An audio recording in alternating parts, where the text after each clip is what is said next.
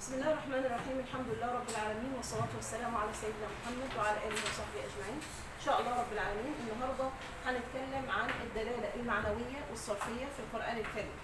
طيب احنا عايزين نعرف هل المعاني في القرآن الكريم هي المعاني المتداولة عندنا، أو مثلا ممكن نفهم معنى ظاهر كده ولا ربنا سبحانه وتعالى يبقى فيه معنى باطن ربنا عايز يقوله لنا أو يريد إن هو يقوله لنا. فطبعا احنا النهارده هنقف على المعاني الموجوده في قلب القرآن الكريم عشان نعرف يعني المعنى اللي ربنا يريد ان هو يوصله لنا. هنبدا كده بالاثر المعنوي لمعرفه الموقع الاعرابي في القرآن الكريم. اعوذ بالله من الشيطان الرجيم. لو كان فيهما آلهة الا الله لفسدتا. طب المعنى كده المتبادر للذهن ايه؟ يعني المعنى كده اللي احنا ناخده كده من الايه دي ايه؟ يعني كده المعنى اول حاجه كده لو احنا جينا كده للمعنى المتبادر للذهن ان احنا هنقول ايه؟ لو كان فيهما آلهة، يعني لو كان في آلهة الا الله لفسدت السماوات والايه؟ والارض. يعني معنى كده ان انا بستثني ربنا من ضمن الآلهة. يعني معنى كده ان في آلهة وانا هستثني منهم ربنا من الاستثناء هنا تام اهو، تام مثبت، ما فيهوش يعني ما فيش كده نفي ولا ناقص ولا اي حاجه. لكن هنا المعنى ده لو اتاخد يبقى معنى ايه؟ معنى سطحي، معنى غلط، لان طبعا ربنا لا يستثنى من الايه؟ من الآلهة، لان هو اله واحد سبحانه وتعالى. اذا الا دي لا يمكن تكون بمعناها الا الاستثنائيه. يعني مش زي مثلا ما اقول حضر الطلاب الا طالب يبقى خدت طالب من بين الايه؟ من بين الطلاب، لا. وهنا مش المعنى ان ربنا اله من ضمن الآلهة فيقوم لما ربنا يبقى موجود الدنيا ما تفسدش، لان هو الاله، يعني هو من ضمن الآلهة وهو اكبر اله فيهم، فبالتالي الدنيا ما تفسدش. لا، كده المعنى يؤدي الى الشرك بالله سبحانه وتعالى. والعياذ بالله. لكن المعنى اللي في الآية الكريمة معنى مختلف. ربنا سبحانه وتعالى بيقول لو كان فيهما آلهة، هنا المقصود غير الله، غير الله. يبقى إلا هنا مش بمعناها إلا، وإنما بمعناها غير. طيب لو احنا جينا كده على الاستثناء ده، هو غير كده، ونيجي نعرب كده ونشوف الدنيا هتمشي ازاي. بينزل صفحة بصفحة طيب هنا لو كان فيهما آلهة إلا الله لفسدتا، يبقى هنا النحاة أو النحويون قالوا إنه إلا الله يعني غير الله. طب لما نيجي نعربها هنعربها إزاي؟ غير هنا هتكون بمعنى إيه؟ هتكون هنا نعت للإيه؟ للآلهة. طب واحد يقول إلا دي هتكون نعت، إلا تكون نعت، إلا تكون نعت وتكون بمعنى غير. يعني إلا هنا بمعنى غير، وغير لو حطيناها مكان إلا هتبقى نعت. طب وكلمة الله المفروض ان بعد غير بيجي لنا ايه؟ معروف كده في اللغة العربية مضاف اليه. طب لا، هنا مش جاي مضاف اليه، لا هنا جاي ايه؟ مرفوع اهو، المضاف اليه عليه كسرة. ما ينفعش تبقى بدل من آلهة؟ تنفع تبقى بدل، تنفع تبقى بدل، وتنفع تبقى نعت، وتنفع تبقى النعت. والنعت اوجه، والنعت وجه افضل. تمام؟ فهنا يعني المعنى كده ان هو اله واحد مش آلهة، هو اله مش آلهة. تمام؟ يبقى هنا الله لها اعراب كده يعني غريب شوية، أو مش غريب، هو موجود في كتب النحو. إن هو الله هنا هنعربها أعربوها مضاف إليه، ولكن مضاف إليه بضمة معارة من غير. يعني خدنا الضمة بتاعت غير وحطيناها على لفظ الجلالة الله. لأن لو جينا كده لو كان فيهما آلهة، يبقى آلهة هنا اسم كان مرفوع بالضمة. تمام؟ وطبعا طبيعي اسم كان لما بيبقى مرفوع بالضمة، الغير هنا إلا دي هتبقى غير، هتبقى نعت للايه؟ للآلهة. طب هي غير هتبقى مرفوعة، ادت الرفع بتاعها وادت الضمه بتاعتها لمين؟ للفظ الجلاله الله. فهنا مرفوع بضمه ايه؟ معاره.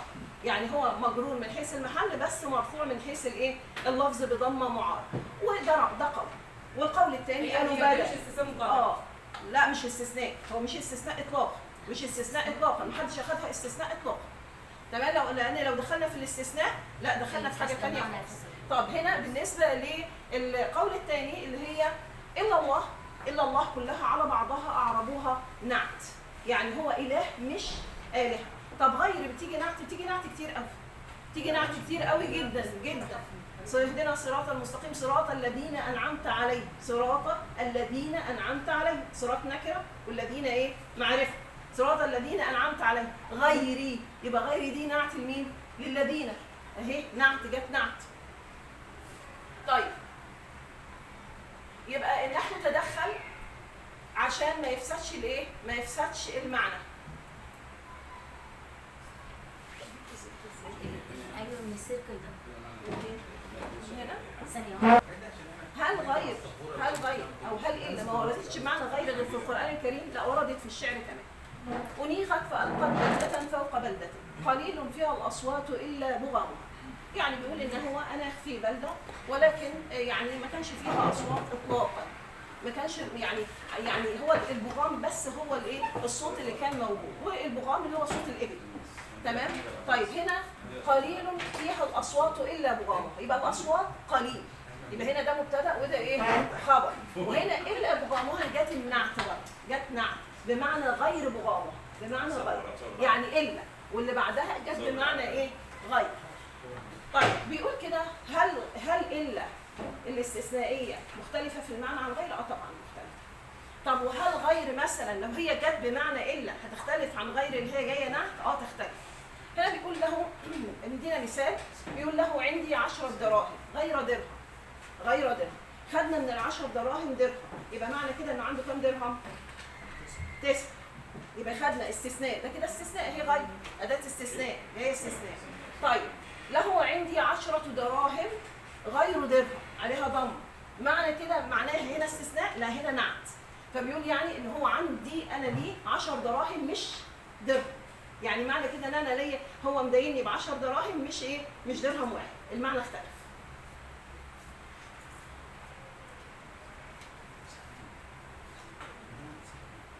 طيب قول عمرو بن معد يكرم وكل اخ مفارقه اخوه لعمرو ابيك الا الفرقدان.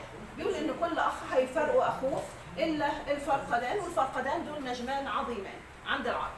طيب برضه نفس الفكره، وكل اخ، اهي كل جايه مبتدا واخ مضاف اليه ومفارقه خبر واخوه فاعل اسم الفعل. لعمرو ابيك جاي هنا المبتدا وجاي هنا المضاف اليه والخبر محذوف. الا الفرقدان برضه هنا بمعنى غير، بمعنى غير اللي هي الفرقدان، يعني كل اخ هيفرق اخوه غير الفرقدان، غير النجوم الموجوده في السماء هتفضل قاعده جنب بعضها ملاصقه لبعضها البعض. فهنا غير بمعنى الا بمعنى غير. المعنى اللي بتقوليه ملوش علاقه، يعني احنا عشان مثلا اللغه العربيه وكل اخ هو، لا المعنى جميل قوي، بيقول ان كل اخ هيفرق اخوه، كل يعني كلنا هنموت، محدش هيفضل قاعد معمر في الايه؟ في الدنيا، الا ايه؟ الا النجوم اللي موجوده في السماء واقفه كده جنب بعضها حاضنه بعضها البعض، دي هتفضل موجوده. تمام؟ فهنا ده المعنى. فبيقول لعمرو ابيك يعني هو بيحلف بيقسم، يعني وقسمي يعني يعني وعمر ابيك يعني وحياه ابيك. الا الفرقدان، والفرقدان اللي هم النجمان الايه؟ العظيمان او النجوم اللي موجوده في السماء لامعه كده وجميله. وكانوا سهيل، وكان في سهيل والبشرى حاجه زي كده، كان في نجمين كده دايما يطلعوا مع بعض ويقفلوا مع بعض، فكانوا مسمينهم الفرقدان. طيب ايضا وردت في القران الكريم غير تيجي مكان الا، والا تيجي مكان غير عادي جدا. طيب وجت بمعنى الاستثناء وجت بمعنى النعت، جت غير بمعنى الاستثناء وبمعنى النعت. قال تعالى لا يستوي القاعدون من المؤمنين غير اولي الضرر. طب نفهم من كده ايه؟ نفهم من كده ان ربنا فرض الجهاد على القادرين. طيب وبعدين القاعدين ليهم ان هم يقعدوا بس يكونوا من اولي الايه؟ من اولي الضرر، يعني عندهم مثلا لا قدر الله عاهات، عندهم يعني امراض، عندهم اي حاجه تمنعهم عن الايه؟ عن الجهاد في سبيل الله. طيب هنا طبعا مش هيستووا مع مين؟ مش هيستووا مع المجاهدين، حتى لو هم من اولي الضرر برضو مش هيستوي مع الايه؟ مع المجاهدين، لان ربنا بيقول فضل الله المجاهدين على القاعدين درجه. طيب يبقى هنا لا يستوي القاعدون من المؤمنين غيره، اتنطقت في القران الكريم واتقرأت قراءتين، غيره بالضم وغيره بالايه؟ بالفتح. طيب هنا غيره اللي بالفتح، دايما غيره اللي بالفتح تبقى استثناء، يعني هنا لا يستوي القاعدون من المؤمنين الا اولي الضرر، الا اولي الضرر، يبقى كده الاستثناء، يبقى استثنينا من القاعدين الناس اللي عندهم مشاكل، الناس اللي عندهم ضرر، الناس اللي عندهم مصايب، الناس اللي عندهم عاهات، الناس كده، ده استثناء. يبقى غير هنا اداه ايه؟ اداه استثناء منصوب، يبقى هنا بمعنى الاستثناء. طب نيجي غيره، قرأت بغيره بالضم. طيب دي هنا تكمله؟ نعم. يستوي القاعدون من غير اولي الضرر والمجاهدون في سبيل الله. ايوه، ايوه فضل دول. فهو بيتكلم عن القاعدين من المؤمنين دول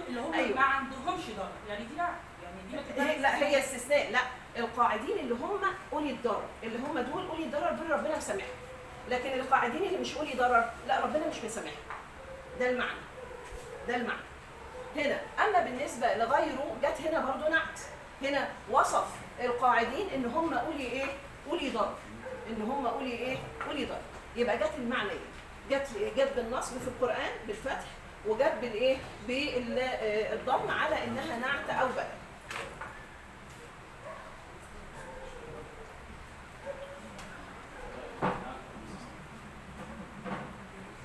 قال تعالى: أعوذ بالله من الشيطان الرجيم. يريدون أن يطفئوا نور الله بأفواههم ويأبى الله إلا أن يتم نوره. طيب هنا أنا عايز أعرف الاستثناء هنا ده نوعه إيه؟ يعني ويأبى الله إلا أن يتم نوره. طبعا الاستثناء عندنا أركان الاستثناء مستثنى منه وأداة استثناء ومستثنى. أول حضر الطلاب إلا محمد، يبقى الطلاب هنا مستثنى منه، وإلا أداة استثناء محمد مستثنى. تمام؟ يعني معنى كده إن هم كلهم اشتركوا في حاجة وخرجنا منهم إيه؟ واحد. ده الاستثناء. طب هنا ربنا سبحانه وتعالى بيقول: يريدون ان يطفئوا نور الله بافواههم ويأبى الله الا ان يتم نوره. طب هو استثنى ايه من ايه؟ يعني خدنا ايه؟ طلعنا ايه من ايه؟ طب تعالوا نبص على الايه الكريمه ده اهي. طب هو الاستثناء هنا، الاستثناء المفروض ان هو تام، في مستثنى منه وفي اداه استثناء وفي ايه؟ مستثنى. قال هنا ان هو حدث اللي هو المستثنى منه ويأبى الله كل شيء. ربنا يرفض كل شيء الا ايه؟ الا ان يتم نوره. يعني معنى كده ان اي تدبير واي مكر هم بينكروه ربنا سبحانه وتعالى هيبطله الا ان هو يتم ايه؟ نوره. يبقى المستثنى منه المفروض اللي هو يبقى هنا ويأبى الله كل شيء الا ان يتم نوره. اتحذف من الايات. طبعا يعني في حذف كتير في الايات. ليه؟ لان طبعا العرب ما شاء الله امه فصيحه، فطبيعي جدا لما هيحذف جزء من الايات ما عندهمش مشكله في كده، فهم فاهمين. يعني مش لازم اقول مثلا ذاكرت كتاب النحو، ممكن اقول ذاكرت النحو خلاص، وضحت الايه؟ المساله. برضه وردت في شعر الشافعي بيقول: يريد المرء ان يعطى مناه ويأبى الله الا ما اراد، يقول فائدتي ومالي وتقوى الله خير ما استفاد، ويأبى الله الا ما اراد.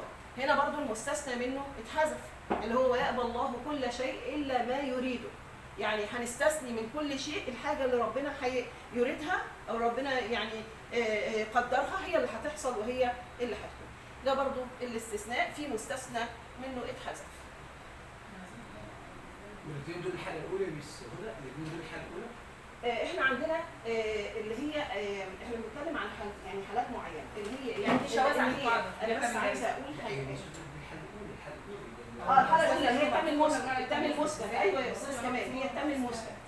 هي الحاله الاولى التم المثبت لان المستثنى منه محذوف. بس هو مفهوم من صيغه الجمله. لان مفيش حاجه اسمها ناقص مثبت. هو مستثنى منصوب. ايوه. ويأبى الله الا ما اراد الا الذي اراد، الا الذي. يبقى ما هنا اسم موصول مبني في محل نصب مستثنى. هو تام ازاي والمستثنى منه اتحذف؟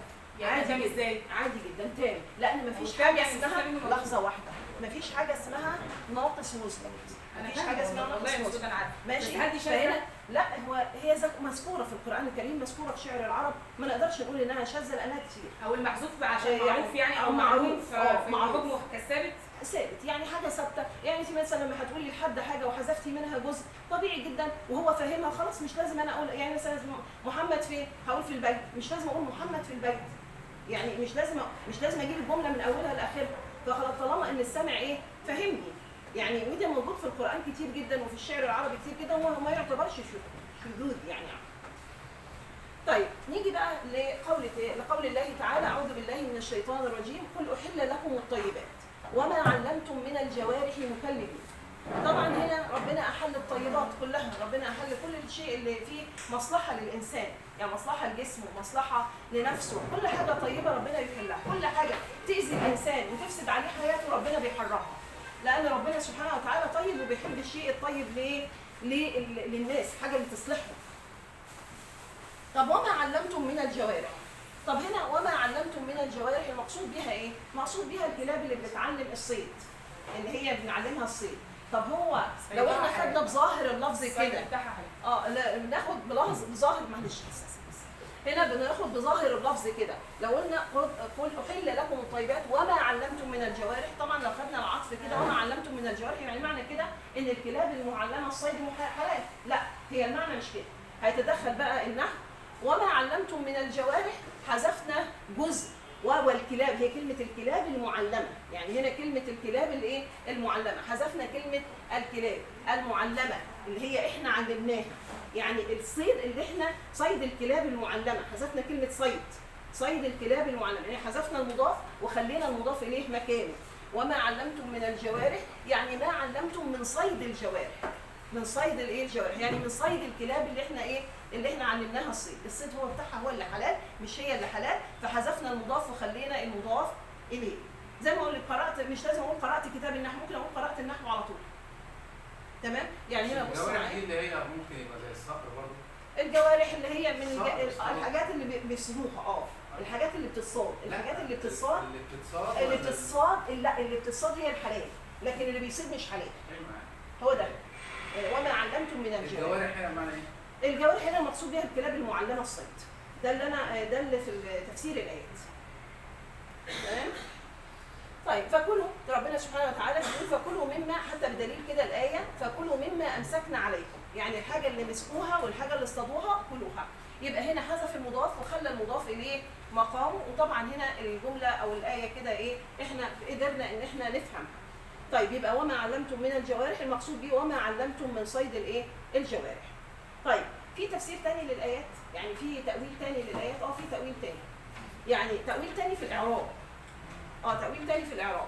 قل احل لكم الطيبات، خلاص جمله وقفنا عليها، ربنا حل لنا كل الطيبات. هنبدا جمله جديده، مش العطف بقى، هنبدا جمله مستأنفه جديده. طيب وما علمتم، والذي علمتم من الجوارح، واللي انتم علمتوه الصيد من الحيوانات، دي كده مبتدا. فكلوا مما امسكنا عليكم، دي كده الخبر بتاعها. كلوا من الحاجات اللي مسكوها، يعني الحاجات الحيوانات اللي انتم علمتوها الصيد، ادي كده المبتدا بتاعنا. مالهم نعمل معاهم ايه؟ كلوا مما امسكنا عليكم، يعني كلوا من الصيد اللي ايه؟ اللي هم اصطادوه. ده تاويل برضو للنحو. يعني الكلاب لو اصطادت حاجه حيه كده وكويسه هناكلها؟ حلال نذبحها ونسمي عليها ونذبح وناكل. تمام؟ يبقى هنا وما علمتم من الجوارح، ده هنا المبتدا وهنا الايه؟ الخبر. طب اللي في الاول لا، هنا جاي ايه؟ جاي العطف بقى، احل لكم الطيبات وما علمتم معطوف على الايه؟ على الطيبات، فلذلك احنا قدرنا اللي هو الايه؟ كلمه الصيد اللي هي المضاف المحذوف. تمام؟ في اي حاجه، اي استفسار في الايه هنا؟ طيب ندخل على الايه اللي بعديها. في حاجه اسمها في اللغه تضمين. يعني ايه تضمين؟ التضمين ده يعني انا هحط ايه؟ هحط فعل مكان فعل. ليه؟ لان الفعل اللي يعني فعل هستخدمه بمعنى فعل اخر، ممكن استخدم مثلا حروف جر مكان حروف جر. ليه؟ لان هتديني معنى اجمل، تديني معنى اوسع في الايه. تعالي كده اما نشوف، او تعالى نشوف. أعوذ بالله من الشيطان الرجيم. ونصرناه من القوم الذين كذبوا بآياتنا. نصرناه من القوم الذين كذبوا بآياتنا. المفروض إيه؟ نصرناه على القوم. يعني النصرة يبقى فيها على، فعلى فيها استعلاء وفيها قوة وفيها يعني غلبة، مش كده؟ لا، ربنا ما قالهاش كده. ربنا قال إيه؟ ونصرناه من القوم. طب هنا نصر هنا هل هي بمعنى الغلبة بس؟ هي لو بمعنى الغلبة بس يبقى المفروض نصرناه على القوم مش من القوم. لا، هي مش بمعنى الغلبة بس، مش بمعنى النصر، هي بمعنى الانتقام. فربنا سبحانه وتعالى قال ايه؟ ونصرناه من القوم الذين كذبوا بآياتنا، يعني انتقمنا من القوم الذين كذبوا بآياتنا. فاستخدم ربنا سبحانه وتعالى حرف الجر ايه؟ من. تمام؟ يبقى ضمنت او شملت معنيين، شملت معنى النصر وشملت معنى الانتقام. لأن طبعا قوم نوح دول كانوا قوم فسد. حد عارف الأصنام اللي كانوا بيعبدوها اسمها ايه؟ ودا وسواعا. وقالوا لا تذرن آلهتكم ولا تذرن ودا ولا سواعا ولا يغوث ويعوق ونسرا وقد أضلوا كثيرا. طب حد عارف قصتهم؟ كان اسمه نوح ولا كان ليه اسم تاني؟ معرفش، أنا اللي أعرفه إن هو اسمه سيدنا نوح عليه السلام. بس أقول ولا؟ لا اتفضل قول. معلومة. معلومة. معلومة. صغير ماشي، فلقى كلب عنده تشويه في خلقته، فزي بص له كده باستنكار يعني. فالكلب ربنا انطق الكلب وقال له ايه؟ اتعيب على الخالق ام على الايه؟ على المخلوق. فقعد بقى من ساعتها يعيط يا نوح بقى من كتر نواحه على الذنب اللي ارتكبه ده، فاطلق عليه بقى من كتر الايه؟ من كتر النوح. سبحان الله. يعني ما في اسم تاني ليه؟ بس هو سبب اسم نوح يعني. يعني جاي اسم منين؟ يعني هو اصلا جاي اسم منين؟ جزاك الله خير.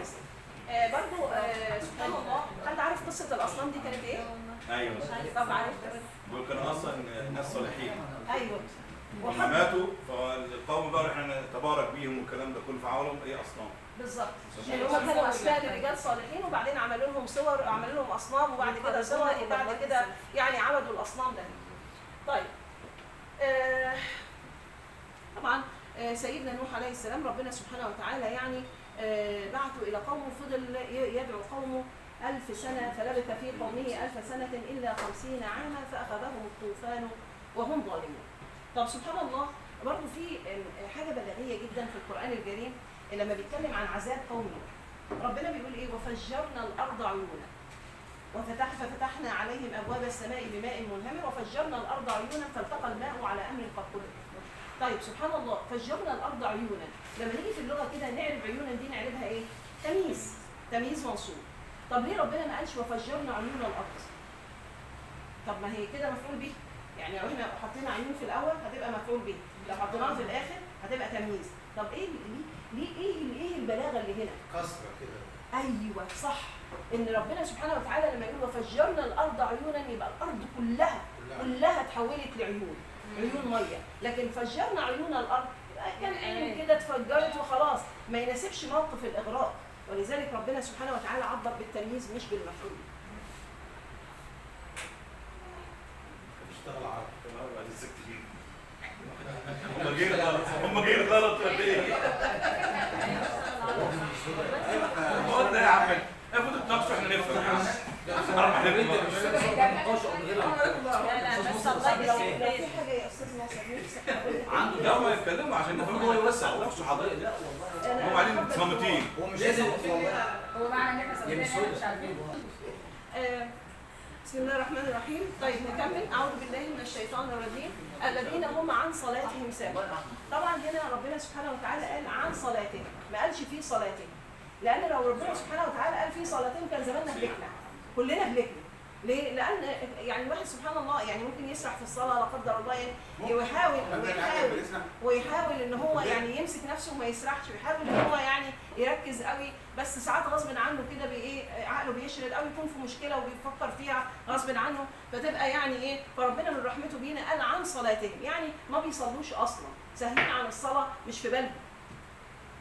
طيب من برضه من هم بيجمعوا الصلاه ممكن بيسهوا عن الصلاه، تيجي جمع الصلاه، وممكن تيجي يسهوا عن الصلاه يعني ما بيأخرها خالص او ما بيصليهاش اصلا، ساهي عنها او ما بيعملش بيها السهوده. نعم. انا سمعت الشيخ في ذات القران الكريم مفسرها ان هو عشان ما بيعملش بصلاته، رحت مصوتها. لا هي المقصود بيها ان هم ساهيين عن الصلاه، لا بيصلوها او ان بيصلوها يبقوا يصلوها بقى ايه، يجمعوا الصلوات كلهم مع بعض كده، يعني ما بيصلوهاش في وقتها، يعني ممكن يجمعها مع صلاه ثانيه او حتى يسهى عنها ما يصليهاش من اصل، يعني عارفه ايه، عايش في سهو ولهو كده ومش في غفله سبحان الله.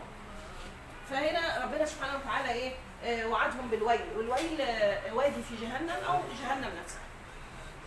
قال تعالى اعوذ بالله من الشيطان الرجيم لاقعدن لهم صراطك المستقيم، لاقعدن لهم صراطك المستقيم. الكلام ده ورد على لسان ابليس لما ربنا سبحانه وتعالى بيقول ايه، فبما اغويتني لاقعدن لهم صراطك المستقيم ثم لآتينهم سورة الاعراف، الصفحه الثانيه من سوره الاعراف. هنا ثم لآتينهم من بين ايديهم وعن ايمانهم وعن شمائلهم ومن خلفهم وعن ايمانهم وعن شمائلهم ولا تجد اكثرهم شاكرين. تمام؟ فقال قال اخرج منها مذءوما مدحورا لمن تبعك منهم لأملأن جهنم منكم اجمعين. يبقى هنا سبحان الله، هنا لاقعدن لهم صراطك المستقيم، المفروض ايه؟ لاقعدن لهم في صراطك المستقيم، في صراطك. طب اقعدن فعل، مين اللي اقعدن؟ اقعدن انا، راجع الشيطان. تمام؟ صراطك هنا مفعول به، المفروض نحط ايه؟ في صراطك. انا هقعد في البيت، هقعد في المسجد، مش هقعد المسجد، لا المعنى كده ما يستقيمش، لا المعنى ما يستقيمش. طب هنا لأقعدن لهم صراطك المستقيم مش معناها العود، مش معناها القعود، معناها ايه؟ الالتزام. ألزمن لهم صراطك المستقيم. أول ما يجي على حد هيمشي صح على طول يجي الشيطان. ألزم، هنا معناها ألزم، مش هسيب الصراط ده أبدا. لكن أقعد معناها ممكن أقعد فيه شوية وإيه ويعني لو قال مثلا لأقعدن في صراطك هيقعد في ناحية، لأن عادة الإنسان لما يقعد في حتة بيقعد في جزء منها، لكن لما يلزم الحاجة يلزمها كلها على بعضها. فهنا بيقول لألزمن هذا الصراط المستقيم عشان أضل عبادك. ده المعنى. فهنا ربنا سبحانه وتعالى ايه؟ جاب كل الاتجاهات بالظبط، ما عدا اتجاه واحد، ما عدا اتجاه ربنا سبحانه وتعالى. سبحان الله. فهنا صراطك دي منصوبه بمعنى لألزمن صراطك المستقيم. ونلاحظ كده الايه فيها توكيد، يعني النون دي اسمها نون الايه؟ نون التوكيد. لأقعدن، لأفعلن، نون التوكيد ولام التوكيد. هنا لام التوكيد، لام القسم كمان، والله لأقعدن دي لام القسم، جاي معاها ايه؟ نون الايه؟ التوكيد. يعني بيقسم بالله ومعترف بالله ومؤمن بالله، عارف ان هو الله، ورغم كده عصى.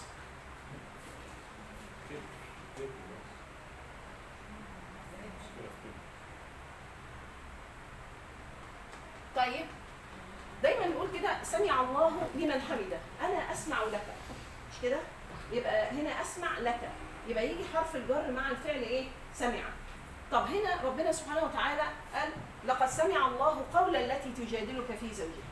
هنا سمع، ما قالش سمع لقول التي تجادلك في زوجها، لا، هنا معنى سمع مش معناها سمع بس، لا، معناها معنى اخر، معناها استجاب، معناها استجاب قول التي ايه؟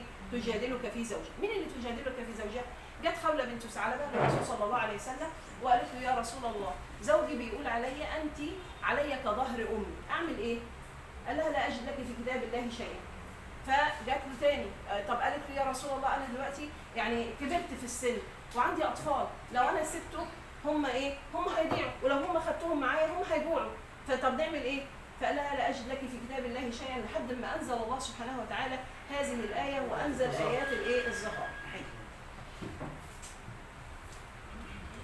الزواج اسمها ايات الزواج. يا اخي ولاد تظاهر امي يعني محرمه، محرمه عليا زي ام واختي يعني. طيب عندنا بقى دلاله صرفيه. دلاله صرفيه يعني ايه صرف؟ الصرف يعني اللفظ، يعني الاوزان بتاعت الكلمات، شكل الكلمه. كلمه الصرف معناها احنا بنبحث كده في شكل الايه؟ في شكل الكلمه.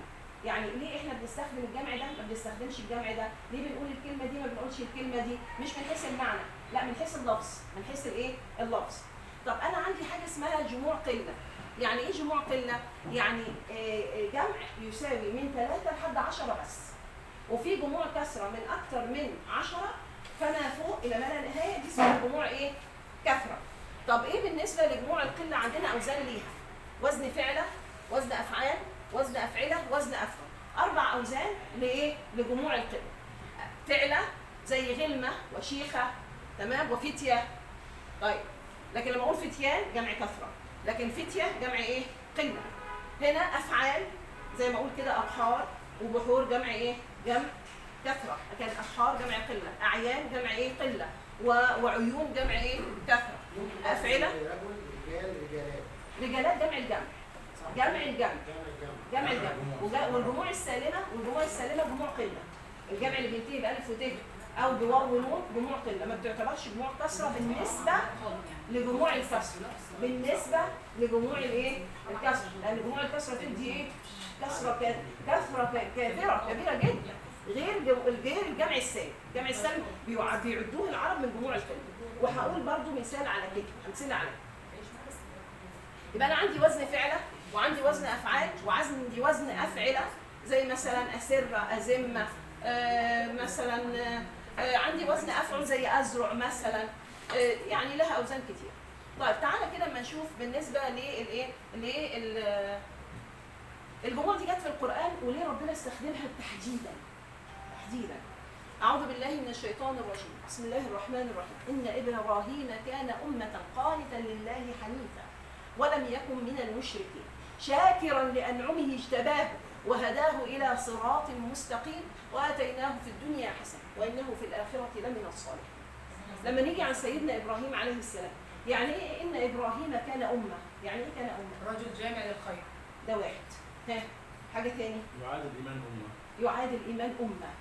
حاجه ثالثه، حاجه ثالثه ان هو كان المؤمن في وسط الكفره، كان المؤمن الوحيد في وسط الايه؟ في وسط الكفره اللي كان بيدعوه. يبقى هو يعادل ايمانه ايمان امه، كان جامع لكل صفات الخير. سيدنا ابراهيم عليه السلام كان مؤمن في وسط كافر، كل الوسط اللي حواليه وسط كافر وهو المؤمن الوحيد. ده سيدنا ابراهيم عليه السلام كان امه قانتا لله حنيفا. يعني ايه حنيفا؟ يعني مائلا من الباطل الى الحق، مائل من الباطل الى الحق، ده الحنيف. حتى بنقول الحنيفيه مله ابراهيم. يعني ايه الحنيفيه؟ يعني الدعوه الحق اللي هي ما فيهاش باطل، اللي هي ما فيهاش باطل. حنيفا ولم يكن من المشركين. حنيف يعني يعبد الله لا يشرك به شيئا. لا يشرك به شيئا. وانا قريتها في كتاب التوحيد عشان برضو من المصداقيه ان هو مائلا من الباطل الى الحق، يعني بعيدا عن الباطل وعلى الحق. انحرف عنهم كلهم لوحده. بالظبط الى الحق. يعني انا يعني بخاف ان انا اقول معلومه ما اكونش قريتها او سمعتها، لان انا عندي رعب كده ان انا اقول حاجه تبقى مش موجوده، او انا يعني ابتدعها فاعاقب فترمي عليها في النار، فانا بخاف من كده. من ضمن العيله كده الحنيفيه من ضمن التعريفات يعبد الله وحده لا يشرك به شيئا. نعم. ومنهم الاحناف، ومنهم الاحناف اللي كانوا في الجزيره العربيه اللي هم على مله ابراهيم عليه السلام. طب المفروض ايوه طب هنا بيقول شاكرا لانعمه. ايه؟ طب انعم يعني احنا خدنا انعم. المسيحيه واليهوديه اتحرفوا في الوقت ده. طب انعم هنا، انعم دي على وزن ايه؟ على وزن افعل. كلمه انعم على وزن ايه؟ افعل، مش كده؟ يعني جمع قله، جمع نعمه، نعم وانعم، مش كده؟ ونعمات. تمام؟ طيب انعم دي جمع قله. طب ما نعم ربنا كثيره، هو ابراهيم هيشكر انعم الله؟ هو هيقلل من نعم ربنا؟ لا، هو مش المعنى كده. شاكر لانعمه، شاكر لاقل نعمه ربنا ينعمها عليه. لما بيشرب بق الميه كده بيشكر ربنا عليه، لما بيعمل اي حاجه مهما كان صغيره جدا جدا جدا كان ابراهيم دايما يشكر ربنا عليه، يحمد ربنا ويشكره. يبقى كلمه انعم هنا ناسب مع ايه؟ مع مقام الشكر، ان هو حتى النعمه الصغيره البسيطه جدا جدا جدا بيشكرها. طيب فعشان كده استخدم ايه؟ انعم، ما استخدمش كلمه ايه؟ نعم. تمام؟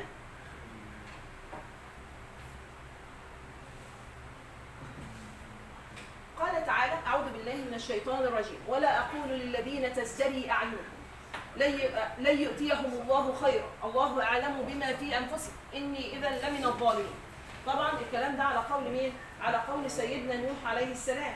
وسيدنا نوح يعني آسى من قومه، واحد بيدعي قومه 950 سنة، يبقى يعني أنهي صبر ده؟ أنهي صبر؟ ده الواحد لما بيعيد الدرس 3 4 مرات بيحس إن هو هيموت. لا بس الوقت والزمن كان مختلف عن دلوقتي.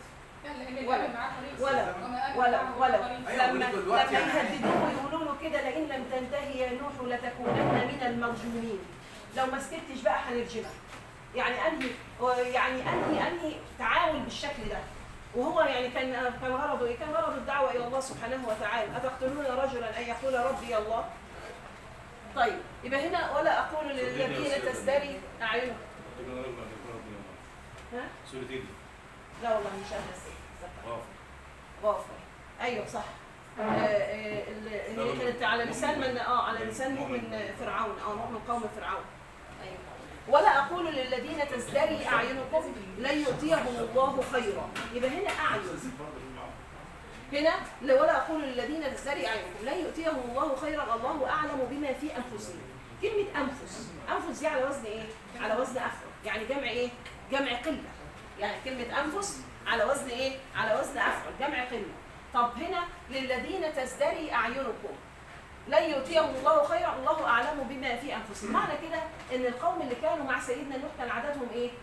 قليل جدا، عشان كده استخدم الجمع القليل اللي هو انفس. طيب نيجي للي بعده.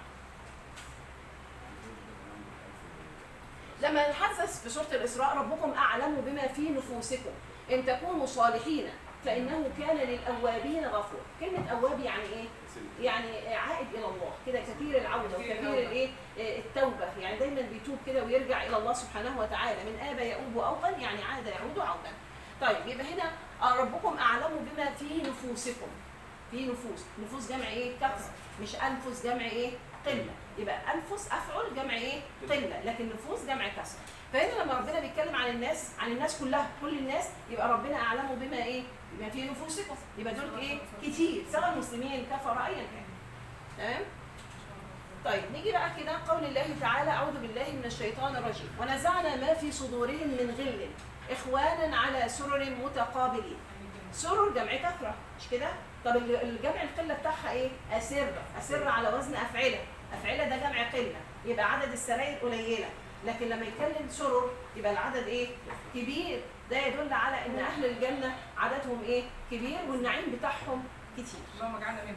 امين امين يا رب كده، ويتقبلنا في الصالحين ويكرمنا ويخضر لنا الجنه ونعيمها. ممكن بس انا استاذن حضرتك يعني اتفضل. اخد خلاص خالص يعني ابقى اخد بس في اخر المحاضره 5 دقايق كده بس يعني عايز ادردش معاهم بس هنمشي اللي عايز يمشي يخلص.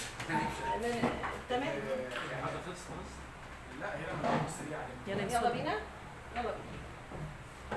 اعوذ بالله من الشيطان الرجيم. عاليهم ثياب سندس خضر واستبرق وحلوا اساور من فضه وسقاهم ربهم شرابا طهورا.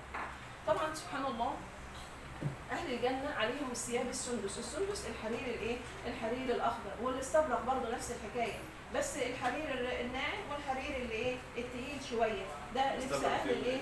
الجنه. الاستبرق اعتقد اللي هو التقيل، والسندس اللي هو الايه؟ الخفيف اللي بتلبس من تحت. طيب عليهم ثياب ما قالش اسواب على وزن افعال جمع ايه؟ جمع قله. اسواب جمع ايه؟ جمع قله. هنا افعال وزن افعال جمع قله، فربنا استخدم كلمه ايه؟ ثياب. استخدم كلمه ايه؟ ثياب يدل على ايه؟ يدل على النعيم، ده جمع كسره. ثياب فعال جمع كسره، لكن افعال قله. افعال جمع قله، جمع قليل، لكن ثياب على وزن فعال ده جمع ايه؟ كسره. فلما اتكلم عن اهل الجنه اتكلم عن نعيمهم استخدم كلمه ايه؟ ثياب. عاليهم ثياب سندس، ده دلاله على نعيم اهل الجنه. طيب برضو وردت في الشعر بيقول لنا الجفنات الغر يلمعن في الضحى واسيافنا يقطرن من نجدة دم. بيقول كده، ده بيت شعر كده جميل. شعر حسان بن ثابت رضي الله عنه، شاعر الرسول صلى الله عليه وسلم. بيفخر كده بقومه يعني، بيقول لنا الجفنات جمع جفنه، والجفنه اللي هي عباره عن القصاع اللي بيتحط فيها الطعام. يتحط فيها فبيقول كده ان احنا يعني ناس كريمه جدا، وبنحط الطعام للناس كلها في قصاع الناس بتاكل منها، ويعني بنغرق الناس اكل بالمعنى. لنا الجفنات الغر يلمعن في الغر واسيافنا، والسيوف بقى سيوفنا على طول بقى تجري كده تخلص وتقتل في المعارك. يقول لنا الجفنات الغر يلمعن في الضحى. وطبعا الجفنات لما يتحطوا كده وبيلمعوا الناس ايه؟ تقبل على الاكل وايه؟ وتفرح بالاكل الطعام يعني. تمام؟ والسيوف بتاعتهم قالوا اسيافنا، وبيقول كده السيوف بتاعتنا ماضيه قاطعه يجري واسيافنا يقطرن من نجدة دمى. واول ما حد يستنجد بينا نروح على طول نفتح سيوفنا ونجري ننجد. ده المعنى. طب هل البيت ده عدى على النقاط كده وعدى على النابغه الزبياني كده؟ لا طبعا. البيت ده وقفوه كذا وقفه فيه. بيقول له كده، بيقول لنا الجفنات الغر. الجفنات دول جمع ايه؟ جمع تأنيث. جمع جفنه جفنات، جمع تأنيث. يعني زي مثلا طالبه طالبات، زي بنت بنات. جمع الاناث او جمع التأنيث جمع قله. فبيقول له كده انتوا بخله؟ فبيقول له لا احنا بنتكلم في مقام الكرم. فيقول له تقول لنا الجفان جمع كسره، يبقى انت عندك جفان ايه؟ كتيره قوي، مش عندك جفنات. كم واحده؟ طيب لنا الجفنات الغر يلمعن ولا يبرقنا؟ لا يبرقنا، يبقى احسن. طيب في الضحى ولا في الدجى؟ لا في الدجى. لما يجي بقى الليل كده تلاقي كده الايه؟ الطعام تفتحوا كده النار وتولعوا على الطعام، يبقى انتوا الكرم عندكم من ايه؟ طول اليوم، مش بس في الصبح بتكرموا الناس تاكلوهم وخلاص كده، لا انتوا عندكم الكرم ايه؟ على طول. يبقى في الايه؟ في الدجى. واسيافنا، ايه ده؟ انتوا عددكم قليل عشان كده انتوا يعني واخدين اسياف معاك كل واحد سيف وخلاص؟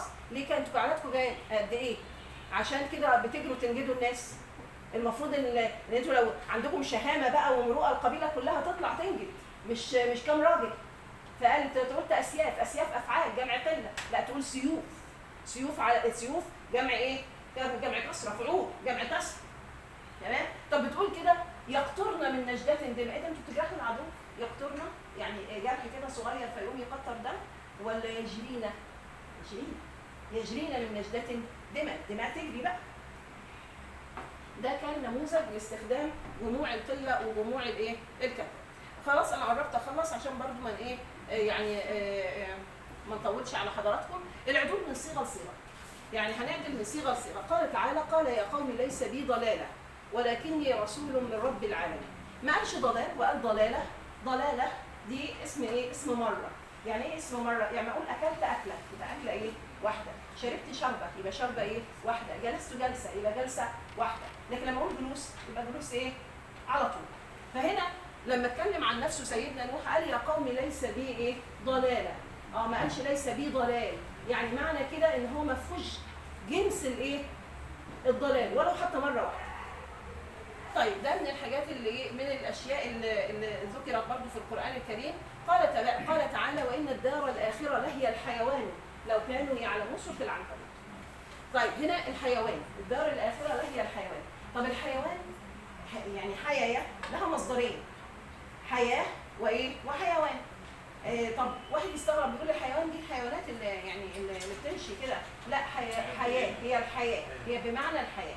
طب ليه ربنا عدل عن صيغه حياه الى صيغه حيوان؟ لأن الاستمرار الى ما استمراريه. وايه كمان؟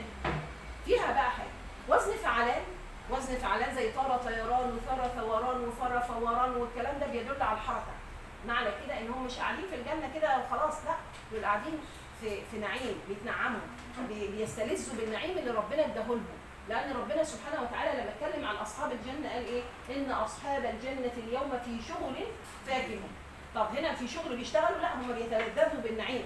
ولذلك استخدم صيغه فعلان، وهي صيغه فيها حركه وفيها حيويه وفيها نشاط وفيها يعني زي ما قلت لكم، زي ما حضرتك قلت برضو استمراريه. طيب سبحانك اللهم وبحمدك اشهد ان لا اله الا انت استغفرك واتوب اليك. يعني ارجو ان لا يكون